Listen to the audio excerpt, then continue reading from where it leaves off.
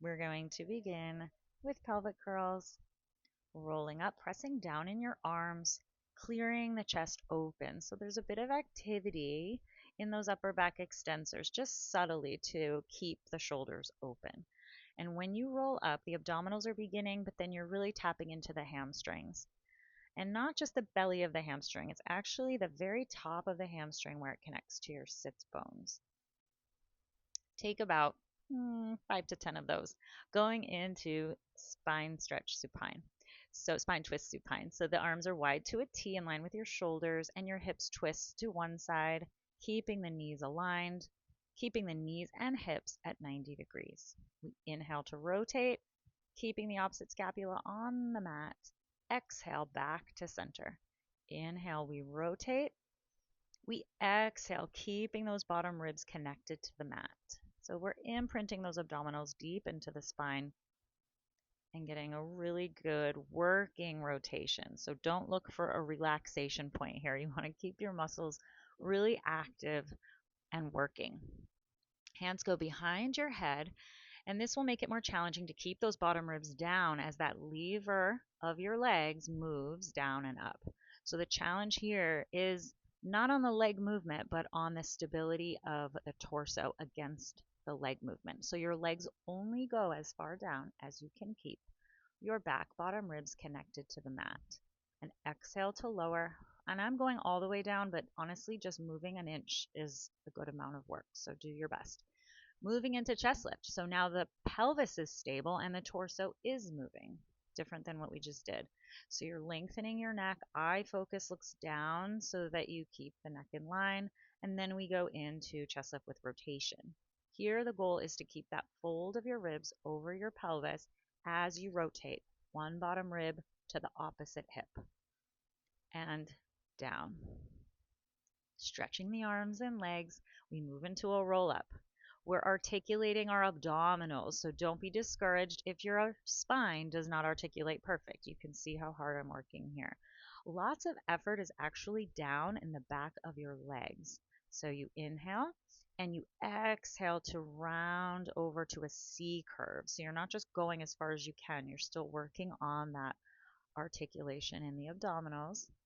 And inhale into that sticky spot and exhale your breath and your muscles back to help you articulate off the mat. And exhaling down, arms overhead, staying connected. Inhale, exhale. And by stay connected, I mean just don't relax at the bottom. You want to keep the serratus muscles active, the muscles all around your upper back active.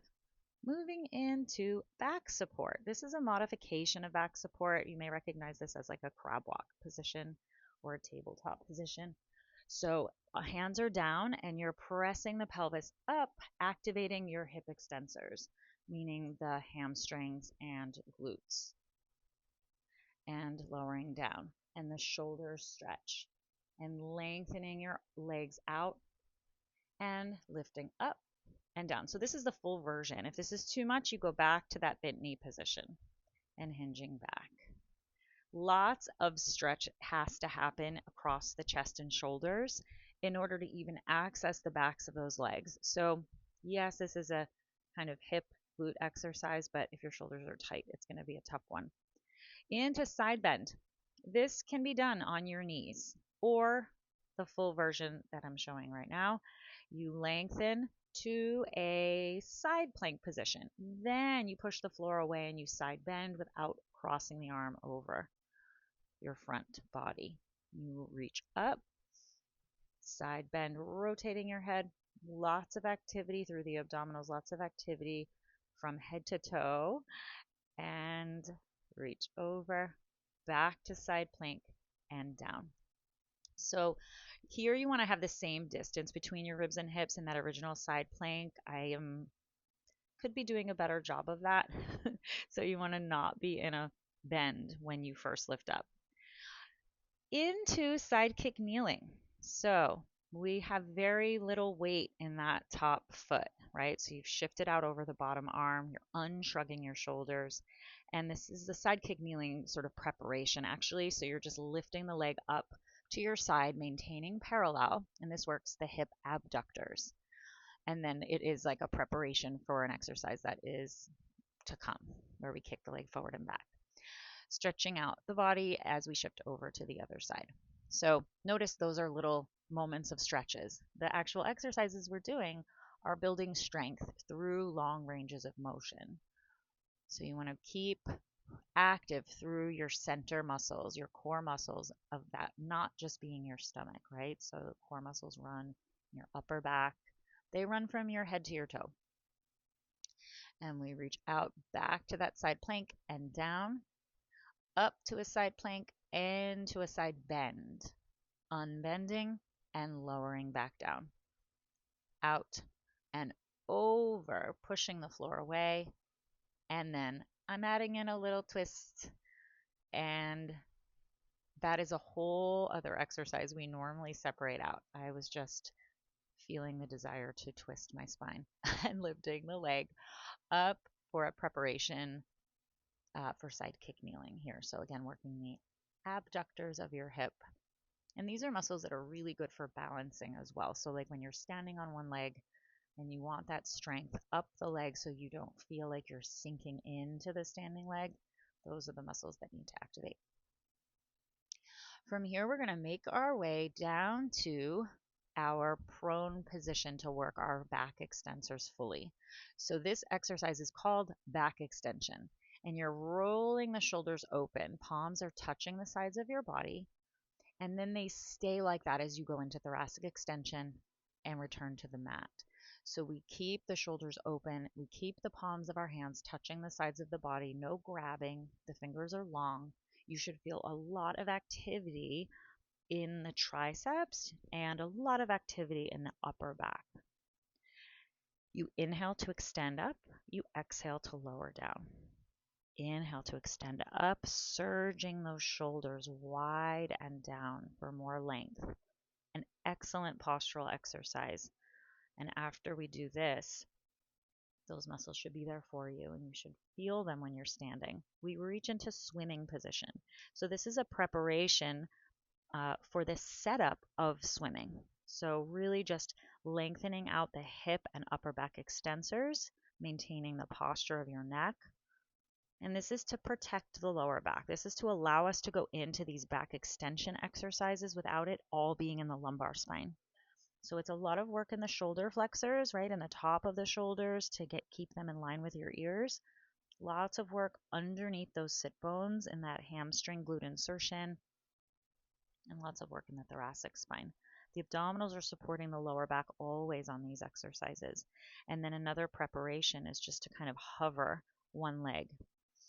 And then we go into scorpions here.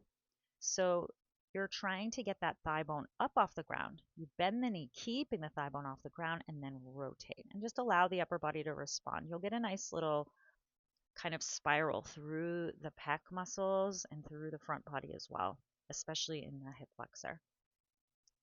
And you lengthen and lower. So we lift, we bend, we lift and rotate. We lift and derotate.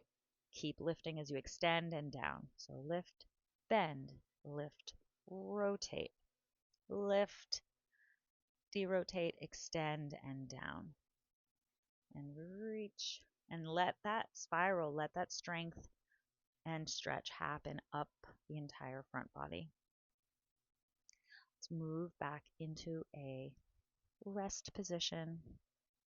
Extend and breathing into the back. Bringing our knees under our hips, hands then under the shoulders, into quadruped position for some cat-cows.